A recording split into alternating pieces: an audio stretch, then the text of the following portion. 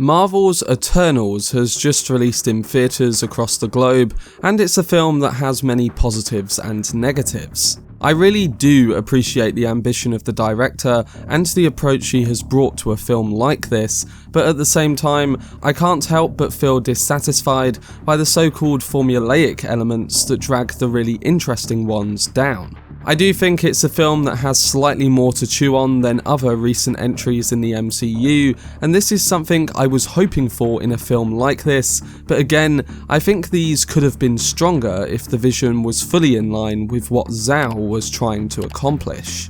But before I get into my review, if you want to keep up to date on any of my future content surrounding Marvel's latest movies and TV shows, then don't forget to support this video by giving it a like rating, subscribing to the channel, and turning on your notifications. Also, feel free to check me out on Twitter, Facebook, Reddit, and Instagram at Cortex Videos, which is all linked in the description below. But without further ado, let's dive into my review of Marvel's Eternals.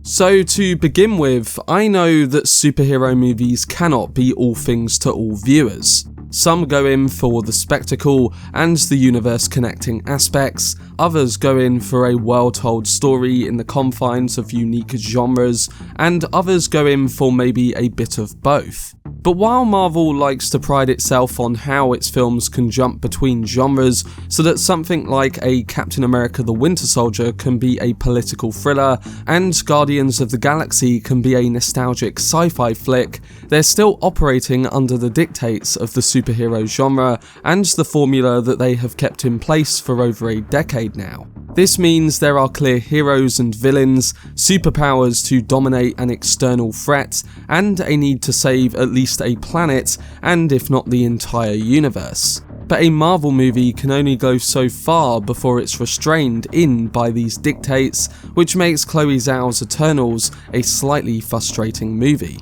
In each of the characters, you can feel a far more interesting narrative straining to get out, but at the end of the day, the genre mandates the use of superpowers to defeat a threat to humanity. This movie could have focused more on what it would have meant to witness thousands of years of civilization and your contributions to it, but instead becomes more aligned with fitting within the typical superhero narrative, where superpowered beings have to defeat some world-ending threat. In the beginning, there were the Celestials, who sent out warriors known as Eternals to clear away monsters known as Deviants. The celestial Arishem sent a group of Eternals from the planet Olympia to Earth. Arriving on Earth in the year 5000 BC, the Eternals comprised of leader Ajax alongside Icarus, Circe, Fina, Kingo, Phastos, Sprite, Druig, Makari, and Gilgamesh displays each member's power, which allows them to protect humanity and defeat the Deviants. Instructed to never interfere with human affairs so that humanity has a chance to evolve on its own, the Eternals eventually separate until the Deviants return in the present day, forcing the group to come back together to defeat an old foe. For the most part, Eternals feels like Marvel's most ambitious project, which is stuffed into the span of a 2.5-hour movie. I personally love long movies, and Eternals needed plenty of time to explore its relationships and ideas, but many of them on display could have been dealt with better. For example, Icarus and Circe were in love with each other and married, but they broke up about 100 years before, and now Circe is seeing a human known as Dane Whitman. Circe and Icarus's feelings for each other are largely shortened, letting us know that there are some lingering emotions, but any texture of their relationship or really showing us a love story that has spanned thousands of years doesn't have time to breathe in the time we get of them. While I love the approaches to the characters and the greater human touch that recent Marvel projects have missed, this contraction applies to many of the characters and left me wishing that we could spend more time with them rather than getting the brief summary of their inner turmoil. Each character really only gives you a glimpse of what could have been explored. We see this within the range of casting characters on display. Sprite, who's doomed to look like a child, wants the benefit of living among humans to the full extent of adult relationships. Fastos, who has the ability to invent anything, has seen how human technological progression has brought massive destruction and wonders if we're even worth saving if our creations only bring about mass death. Druig, one of my favourite characters in the film, has the power to control minds, and he toys with the idea of creating a zombie utopia where humans lack free will but also don't slaughter each other. And as for Fina, she's the greatest warrior in history, but one who is now suffering from a degenerative mental illness that makes her unable to distinguish between friend and foe. Essentially, the interesting question of Eternals is that, what if you could live forever but were plagued by disease? How would you continue to live your life? These are all fascinating questions, and Eternals simply does not dwell on them as much as I wanted it to. They linger in the background, inviting us to think more about them, but then the plot moves this to the side, and we are back to fighting Deviants. In my opinion, if you strip away the superhero stuff, you have a fascinating look at narratives, one that aims in on the humanity and yet the bigger implications of myths. But this is a Marvel movie, and Marvel movies are straightforward superhero stories. I do like Marvel movies, and they're indisputably one of the most successful studios of all time, but they only make one thing. They may dress that product up in different colours, but at its core, it must be a superhero movie. For all of its narrative twists and turns, and there are some really good ones in Eternals, the film still has to build up to good guys using their extraordinary abilities to save humanity. In that limiting framework, you can see Eternals struggle valiantly to be more than just another MCU entry,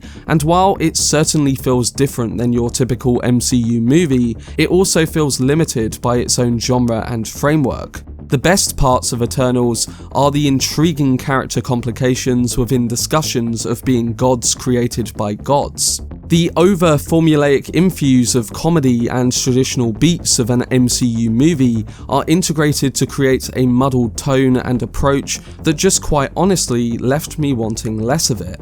It felt like a Chloé Zhao movie with particular elements, but the studio elements pull these ones down. It would have been great to see more focus on immortal beings wrestling with their relationship to humanity on the brink of a world-ending calamity, but Marvel can't and won't make that because Eternals needs to continue. The world can never end, and Marvel characters are designed to make sure the world is saved. Sure, the film adds in a few neat choices here and there, but the bigger questions at the heart of these characters are eventually pushed to the wayside because the plot has to keep moving forward to its climactic battle. And in terms of pacing and action, Eternals is a bit of a letdown. I love myself some integral exposition, especially in that of the sci-fi genre, but at times, the plot stutters forward and it unloads heaps of it while jumping between the present and the past, continually reintroducing characters when it would be so much better to simply settle down and really get to know them as individuals. Whenever it's time for an action scene, almost all of the air goes out of the picture, because even though the Eternals have cool abilities and the movie tries to create a main deviant with some sort of belief, it's still superheroes using CGI to fight CGI monsters. Perhaps if some of these set pieces were more exciting, that would be one thing, but they're largely forgettable. But I will say that it's nice to see a director using real locations in the MCU rather than shooting on stages and behind a plethora of green screens. It shows that there was some serious effort that went into the filmmaking of this film. But despite the other glaring flaws that I mentioned before, Eternals as a complete film is definitely not forgettable. The film is willing to tackle such notions of faith, predestination, and fidelity that to say it's just another superhero movie would be wrong. My problem with Eternals is that the film is a far more interesting one, trapped within the constraints of a superhero movie, and those limitations go against what could have been a more heady and thrilling experience. The film is trying to do both as a genre film and as part of the MCU. That means it drags, has unsatisfyingly jolting action scenes, and no time to explore the more interesting factors of its narrative. You can assemble an amazing cast and hire one of the best directors working today, but if you do that, expect the creative voice to have a vision of what she wants to achieve. And her creative voice, one which I really do applaud, just doesn't fit the confines of what Marvel do with their movies. I really do appreciate the ambition from Chloé Zhao here to do something quite interesting, but the cracks of a traditional Marvel movie show within that approach. With this particular film, you either do one or the other, or find a way to balance it correctly.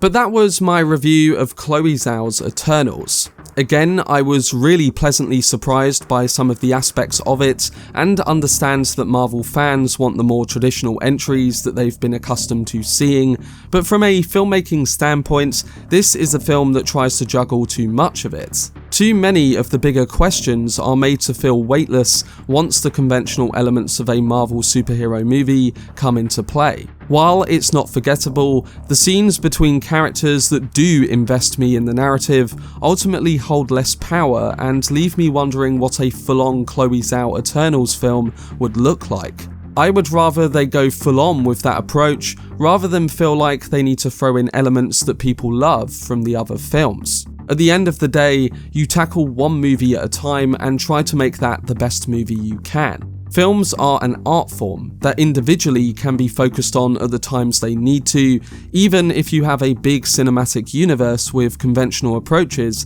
scattered across every film. Eternals is a film that would have worked so much better if they did take it on without the need to implement too much of those elements. But overall, it's a film that proves they can mix it up and create a film less like the formula at times, and to me that does get me hopeful for future projects.